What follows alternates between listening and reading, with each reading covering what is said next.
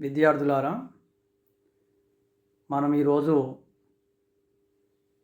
శతక మధురిమ 9వ తరగతి 5వ పాఠం 2వ భాగం ప్రారంభిద్దాం. నిన్నటి రోజు మొదటి భాగాన్ని మనము చెప్పుకోవడం జరిగింది. ఆ మొదటి భాగంలో చాలా వరకు మీరు అవగాహన చేసుకుంటారని మాకు అర్థమవుతుంది. అయినా మీరు మళ్ళీ ఒకసారి చెప్పిన పాఠాన్ని చదవడం అలవాటు చేసుకుంటే చాలా మంచిది. ఈరోజు 2వ భాగంలో మొదటి పద్యాన్ని మనము ప్రారంభిద్దాం.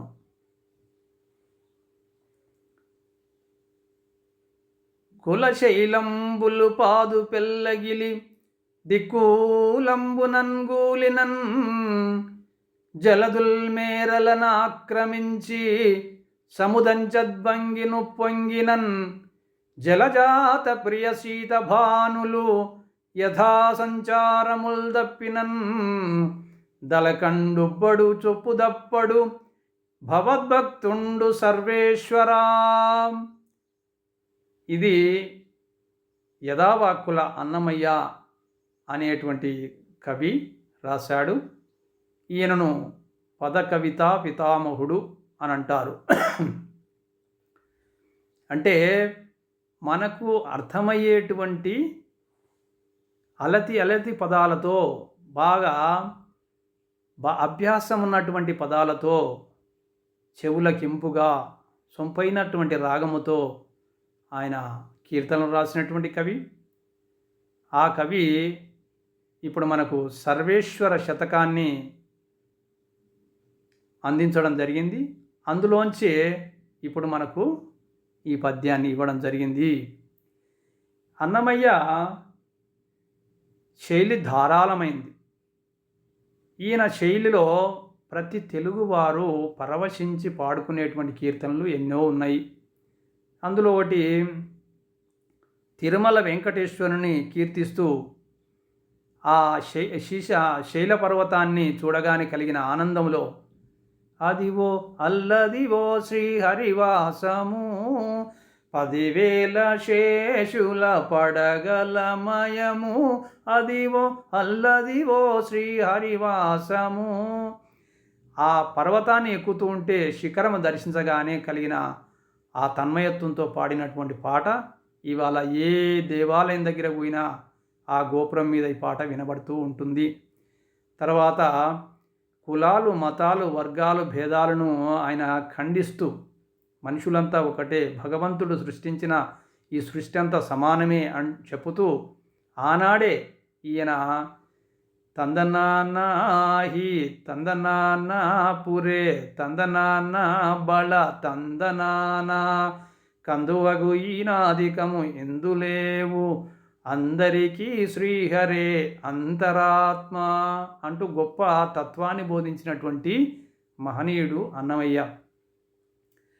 ఈయన సర్వేశ్వర శతకము మన తెలుగు సాహిత్యంలో కొంత ప్రాచుర్యం కనుక్కున్నది.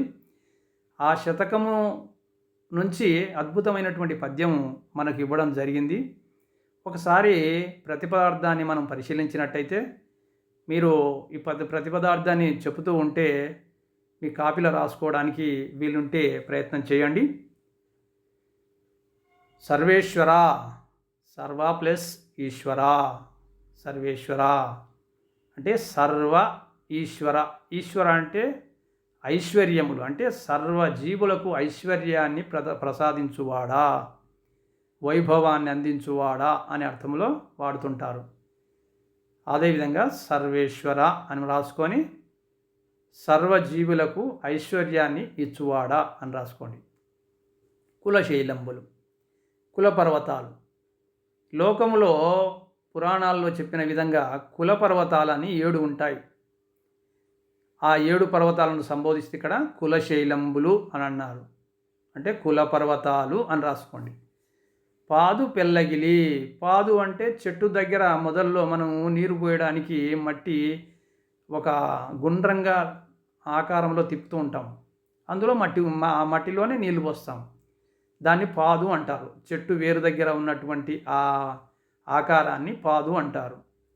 పాదు అంటే ఇక్కడ ఆ మొక్కను పీకినప్పుడు పాదు పాదు పెళ్ళగిలి అనంటే వేర్లతో సహా అది పెకిలించబడి అనే అర్థంలో వస్తుంది. ఇక్కడ పర్వతాలు కూడా వేర్లతో సహా పెకిలించబడే అర్థంలో వాడుతున్నాడు.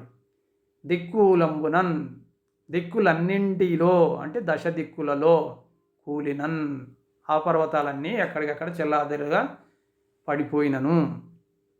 జలదుల్ సముద్రాలు, మేరల వాటి హద్దు అంటే తీరము దాటి, గట్టు దాటి, ఆక్రమించంటే దాటి, అంటే సముద్రాలు, జలదులు అంటే సముద్రాలు, మేరల అంటే హద్దు, ఆక్రమించంటే దాటి. సముద్దంచత్ ఇక్కడ ఉద్ధృతంగా అని మనం చెప్పుకోవచ్చు. భంగి రీతిగా, ఇంకో విధంగా అయితే విధముగా, అంటే ఉద్ధృతమైనటువంటి విధముగా అని. సముదంచత్ భంగి ఈజ్ ఈక్వల్ టు ఉద్ధృతమైనటువంటి విధముగా అని కూడా చెప్పుకోవచ్చు. ఉప్పొంగినన్ పొంగి పొర్లినను. జలజాత ప్రియ, జలజము అంటే పద్మం అని ఎక్కువగా మనము నానుడిలో వాడుతుంటాము. ఇక్కడ జలజాత ప్రియకు శీతభానులు అని చెప్పేసి ద్వంద్వ సమాసం వాడాడు. శీతభానులు అంటే చల్లని కిరణాలను ప్రసారించేవాడు ఎవరు? చంద్రుడు. శీత భానులు, శీత అంటే చల్లని కిరణాలను అంటే వెన్నెలను ప్రసాదించువాడు. భానుడు అంటే సూర్యుడు. జలజాత ప్రియ అంటే జలజములు ఇక్కడ రెండు చెప్పాల్సి వస్తుంది. ఇప్పుడు కలువ, కమలం.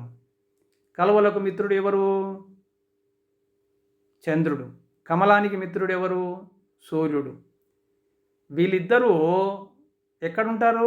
ఆకాశంలో ఉంటారు. కాబట్టి యథా సంచారముల్ అంటే వాళ్ళు ఏ దిక్కు నుంచి ఏ దిక్కుకు వాళ్ళు ప్రయాణం చేస్తూ ఉంటారో ఆ పయనములో ఎప్పుడు వాళ్ళ గతి తప్పరు. నిరంతరము ప్రతిరోజు అదే మార్గములో వాళ్ళు పయనిస్తూ ఉంటారు. ఆ విధంగా యథా సంచారములు అంటే తాను తిరగవలసినటువంటి గమనములో తిరుగుతూ ఉంటారు. తప్పినన్ ఒకవేళ తప్పితే అని అర్థంలో వాడిండు అన్నట్టు. తప్పినన్ ఆశ్చర్యార్థకం పెట్టిండు కదా. ఒకవేళ తప్పినను తప్పవచ్చు అని ఇంకొక భావన అన్నట్టు. కానీ భగవద్భక్తుడు, నీ యొక్క భక్తుడు అంటే సర్వేశ్వరుని యొక్క భక్తుడు తలకడు, చెలించడు, ఉబ్బడు, అతిశయాలకు పొగడ్తలకు ఉబ్బిపోడు, చొప్పు తప్పడు. తాను అనుకున్నటువంటి సజ్జన మార్గాన్ని, ఆ శీల మార్గాన్ని వదిలిపెట్టాడు. అంటే సద్గుణాలతో నిండి తాను ప్రకాశిస్తూ ఉంటాడు.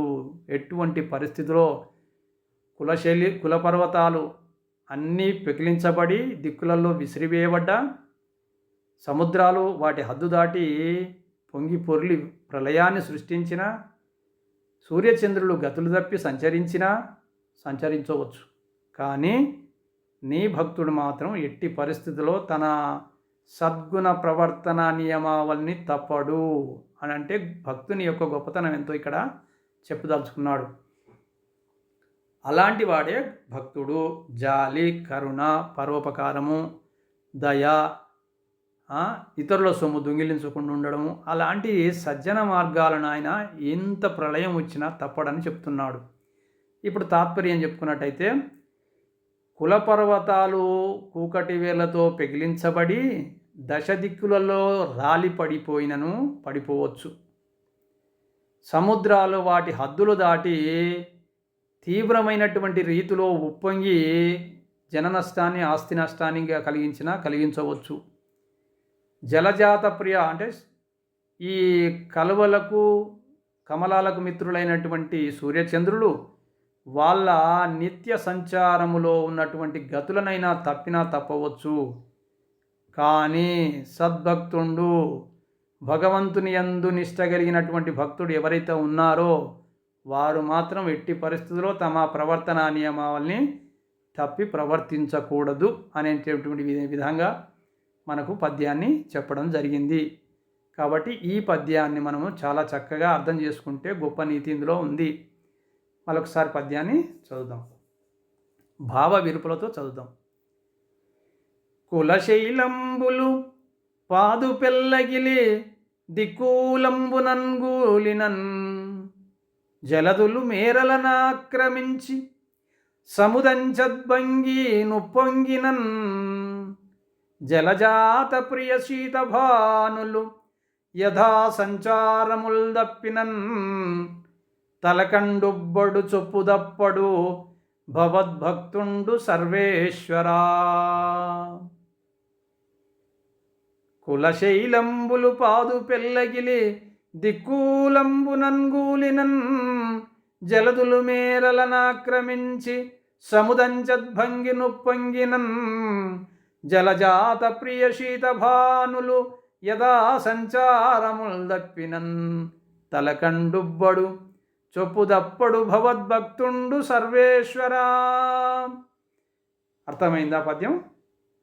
ఇప్పుడు ప్రతిపదార్థం చెప్పుకున్నాం, తాత్పర్యం చెప్పుకున్నాం, భావయుక్తంగా పద్యాన్ని చదవడం జరిగింది. ఇంకా మీకు ఈ పద్యములో మీకు తెలియనటువంటి కఠిన పదాలు ఏమైనా ఉన్నాయైతే మీరు తెలియజేయాలి. లేకపోతే ఒక పుస్తకంలో మీకున్నటువంటి నోట్ పుస్తకంలో రాసుకొని పాఠశాలకు వెళ్ళిన తర్వాత కానీ, లేకపోతే మీకు అందుబాటులో ఉన్నటువంటి ఉపాధ్యాయుని చరవాణి ద్వారా కానీ అనుమానాలుంటే నివృత్తి చేసుకోవడానికి బాగుంటుంది. ఆ విధంగా ప్రయత్నం చేయండి. రెండవ పద్యం. జాతుల్ సెప్పుట శవచేయుట మృషల్ సంధించుట న్యాయ విఖ్యాతి పొందుట కొండెకాడవుట హింసారంభకుండవుట మిథ్యా తాత్పర్యములాడుటన్యు పరద్రవ్యమునాశించి ఈ శ్రీత నిన్ని యుగంబులుండగలదో శ్రీకాళహస్తీశ్వరా. శ్రీకాళహస్తీశ్వరా ఈ శతకాన్ని రాసిన వారు దూర్జటి. దూర్జటి శ్రీకృష్ణదేవరాయల ఆస్థానములో అష్టదిగ్గజ కవులలో ఒకడిన. చాలా శ్రీకృష్ణదేవరాయలకు చాలా ఆత్మీయమైనటువంటి కవి. ఎందుకంటే తన భార్య ద్వారా అరుణపు కవిగా వచ్చినటువంటి వాడు. అంటే ఆ రోజు ఆస్తులు, చెలికత్తెలు, కవులను కూడా అరణంగా పంపించే ఆనవాయితీ ఆ రోజుల్లో ఉండేది. ఆ విధంగా వచ్చినటువంటి అరుణపు కవి కాబట్టి ఈయన మీద అభిమానము ఆయన రాణిగారికి ఎక్కువగా ఉంటుంది. కాబట్టి ఒకవేళ కోపగించుకొని దూర్జటిని ఒక మాట అంటే అది రాణిగారిని తిట్టినట్టే అవుతుంది. అందుకోసం శ్రీకృష్ణదేవరాయలు ఈ దూర్జటిని చాలా చక్కగా చూసుకునేవాడు. అంతేకాకుండా దూర్జటి యొక్క కవిత్వము అతన్ని పరవశింప చేస్తుండేది. అందుకనే ఒకసారి ఈయన దూర్జటి కవిత్వాన్ని విని అతులిత మాధురీ మహిమ కలదిగా కీర్తించడం జరిగింది. ఈ దూర్జటి ఉన్నది ఉన్నట్టుగా చెప్పడం ఈయనకు ఆనవాయితీ, ఆయనకు అలవాటు, ఆయన మనస్తత్వం. ఏ విధంగానంటే రాజుల యొక్క సేవ ఎంత దుర్భరమైందో తన పద్యంలో చెప్పుకోవడం జరిగింది. అదేవిధంగా రాజుల్ మత్తుల్ వారి సేవ నరక ప్రాయంబు అంటూ రాజులకు సేవ చేసే విధానాన్ని నరకముతో సమానం అని చెప్పేసి రాజులను కూడా ధిక్కరించి చెప్పినటువంటి అది గొప్ప మాట. మరి అంత ధైర్యము, అంత తెగువ మరి ఉన్నటువంటి కవి దూర్జటి. ఇక తాత్పర్యం విషయానికి వచ్చినట్టయితే, ప్రతిపదార్థం మనం ముందుగా చెప్పుకున్నట్టయితే జాతుల్ జాతకాలు, చెప్పుట చెప్పుట అని ఉంది కదా, చెప్పుట అంటే జాతకాలు చెప్పడము, సేవ చేయుట సేవలు చేయడము, మృషలు సంధించు అంటే అబద్ధాలను చెప్పడము, అన్యాయ విఖ్యాతి పొందుట, అన్యాయ అంటే వక్ర మార్గములో, విఖ్యాతి పొందుట కీర్తిని పొందగోరుట, కొండెకాడవుట అంటే చాడీలు చెప్పడం, హింసారంభకుండవుట అంటే ఇతరులను బాధ పెట్టడమే ధ్యేయంగా గలవాడవుట. మిథ్యా తాత్పర్యము అక్కడ ఏమీ లేకపోయినను కల్పించి చెప్పడం. మిథ్యా తాత్పర్యం ఆడడం అంటే చెప్పడము. ఇవన్నీ అంటే ఇప్పుడు పైన చెప్పిన అన్నీ పరద్రవ్యమును ఆశించి ఇతరుల యొక్క ఆస్తిని పొందగోరి చేస్తూ ఉంటారు. ఇవన్నీ ఈ శ్రీ ఈ సంపద ఎన్ని యుగంబులు అంటే ఎన్ని అంటే తన దగ్గర ఎన్ని యుగంబులు ఎంతకాలము ఉండగలదో ఉంటుందో అనేటువంటి ఒక ఆశ్చర్యార్థకంగా వాడాడు. ఉంటుందో అంటే చివరగా ఉండదు అనే అర్థం ముగింపులో చెప్పవచ్చు. శ్రీకాళహస్తీశ్వర అంటే ఇక్కడ శ్రీ అంటే సాలెపురుగు, కాళ అంటే నాగువాము, హస్తి అంటే ఏనుగు. ఈ మూడు నోరు లేని మూగజీవులు శివుణ్ణి యొక్క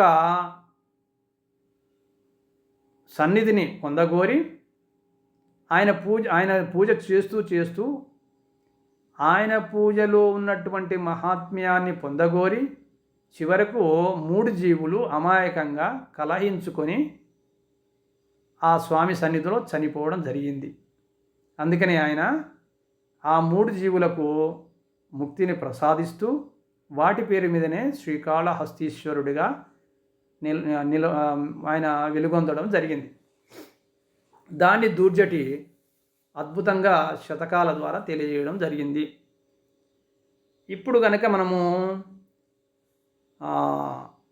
తాత్పర్యం చెప్పుకున్నట్టయితే కొంతమంది జాతకాలు అంటే ఎదుటి వాళ్ళ మనస్తత్వాన్ని గమనించి లేనిది పోనిది కల్పించి వాళ్ళను భయభ్రాంతులను చేసి నేను మీకు మంచి చేస్తాను, మీకు ఏ చెడు జరిగినా దానికి నేను నా దగ్గర దానికి విపర్యంగా చేసే శక్తి నాకున్నది అని చెప్పేసి జాతకాలు చెప్పి వాళ్ళను భయపెట్టించి తద్వారా డబ్బును సంపాదించుకుంటారు. సేవ చేయుట రెండవ అంశం ఏంది? సేవ చేయుట. సేవ చేయడం ద్వారా డబ్బులు ఎట్లా వస్తాయి? మనకు అనారోగ్యం పాలైనాం, మనము వైద్యశాలకు వెళ్ళాం, అక్కడ మీకు మేము సేవ చేస్తాము అని చెప్పేసి మంచి మాటలతో నమ్మించి నీకు సేవ చేసి నిన్ను స్వస్థులుగా మంచి వాళ్ళుగా తయారు చేస్తాడు. తయారు చేసిన తర్వాత బిల్లు మాత్రం నువ్వు కట్టే డబ్బులు మాత్రం విపరీతంగా చేయడం జరుగుతుంది. అప్పుడు నువ్వు సేవ చేసినట్ట, సేవ చేయడం ద్వారా డబ్బులు ఆగినట్ట. ఈ విధంగా మీకు ఏదో ఉపకార వేతనం ఇప్పిస్తానంటారు, అక్కడ ఖర్చు అయ్యేది ఎంత? 50 రూపాయలు, కానీ వీళ్ళు లాగేదెంత? 500. అంటే సేవ చేస్తున్నాననే భ్రమ కల్పిస్తూ వీళ్ళు డబ్బు విపరీతంగా వసూలు చేస్తారు. మురుషలు సంధించు ఏదన్నా దొంగతనం కానీ అనేక రకమైనటువంటి పేచీలలో కానీ కలహాలు పంచాయతీలలో కానీ గొడవలు జరిగినప్పుడు సాక్షులను తికమక పెట్టించి అబద్ధాలు చెప్పించి తద్వారా వాళ్ళు డబ్బు సంపాదించుకుంటుంటారు. అన్యాయము వక్ర మార్గములో అనేక వక్ర మార్గాలు అంటే రకరకాలుగా ఉన్నాయి. పరుల ఆస్తిని లాక్కోవడము, దొంగతనం చేయడము, ఈ విధంగా రకరకాల వక్ర మార్గాల్లో విఖ్యాతి పొందుట. వక్ర మార్గాలతో సంపాదించిన డబ్బుతోటి మనము కీర్తి ప్రతిష్టలను పొందగోరాలని చూస్తుంటారు కొంతమంది. కొండెకాడగుట అంటే కొండెకాడంటే వీళ్ళది వాళ్ళకు వాళ్ళది వీళ్ళకు చెప్పి ఇరువురికి పంచాయతీ పెట్టి ఆనందం పొందుతూ తద్వారా మనకు తెలియకుండా కొంత లబ్ధిని పొందుతుంటాడు. హింసారంభకుండా ఊట ఇతరులను చంపడానికి డబ్బులు తీసుకొని, లేకపోతే ఇతరుల జీవులను చంపడానికి డబ్బులు తీసుకొని, లేకపోతే జీవులను చంపి వాటి ద్వారా వచ్చినటువంటి చర్మం కానీ దంతాలతో కానీ వ్యాపారం చేయడం, ఇవన్నీ హింస చేస్తూ ఆనందిస్తూ ఉంటారు కొంతమంది. తద్వారా డబ్బు కూడా వాళ్ళకు సమకూరుతుంటుంది. తర్వాత మిథ్యా తాత్పర్యములాడుట. మిథ్య అంటే అక్కడ ఏమీ లేకపోయినా కానీ అన్నీ కల్పించి అనేక రకాలుగా చెప్పి ఎదుటి వాళ్ళను మోసం చేస్తుంటారు. ఇవన్నీ ఎందుకు చేస్తారా అంటే పరద్రవ్యము నాశించి, ఇతరుల సంపదను, ఇతరుల ఆస్తులను పొందగోరి ఇవన్నీ చేస్తారు. ఈ శ్రీ అట్లా సంపాదించినటువంటి సంపద తన దగ్గర ఎన్ని యుగంబులు, ఎంతకాలము ఉండగలదో, ఉంటుందో. శ్రీకాళహస్తీశ్వర, ఓ హస్తీశ్వర అంటే ఓ భగవంతుడా అని చెప్పేసి వేడుకుంటూ చెప్తున్నటువంటి విధానం. మళ్ళీ ఒకసారి మనము పద్యాన్ని భావ విరుపులతో చదువుదాం. జాతులు చెప్పుట, సేవ చేయుట, మృషల్ సంధించుట, న్యాయ విఖ్యాతి పొందుట, కొండెకాడవుట, హింసారంభకుండవుట, మిథ్యాతాత్పర్యములాడుటన్యు పరద్రవ్యము నాశించి ఈ శ్రీతా నిన్ని యుగంబులుండగలదో శ్రీకాళహస్తీశ్వరా. మళ్ళీ ఒకసారి. జాతులు చెప్పుట, సేవ చేయుట, మృషల్ సంధించుట, న్యాయ విఖ్యాతి పొందుట, కొండెకాడవుట, హింసారంభకుండవుట, మిథ్యా తాత్పర్యములాడుటన్యు పరద్రవ్యంబు నాశించి ఈ శ్రీత నిన్ని యుగంబులుండగలదో శ్రీకాళహస్తీశ్వరా. విన్నారు కదా. ఇవాళ రెండు పద్యాలు చెప్పుకోవడం జరిగింది. ఈ 2 పద్యాలు మీకు అర్థమైనాయని నేను భావిస్తున్నాను. కాబట్టి ఇవేమైనా అనుమానాలుంటే, మీకు కఠిన పదాలుంటే, నేను ముందు చెప్పాను కదా విద్యార్థులకు సూచనలో, అవి వెనకాలన్న పద విజ్ఞాన పట్టిక చూసి తెలుసుకోండి. అవి తెలియని వాటికి మీరు మీ నోట్బుక్లో రాసుకొని రేపు మళ్ళీ మనం కలిసే సెషన్లో మళ్ళీ ఆ అనుమానాలకు నివృత్తి చేసుకుందాము. మీ పద్యాలను కంటతా నేర్చుకోండి. నేర్చుకున్న తర్వాత ప్రతిపదార్థం కూడా బాగా మీకు వచ్చి ఉండాలి. ఆ విధంగా ప్రిపేర్ కావాలి. ఇక ఈరోజు పాఠాన్ని ముగిద్దాం. నమస్తే.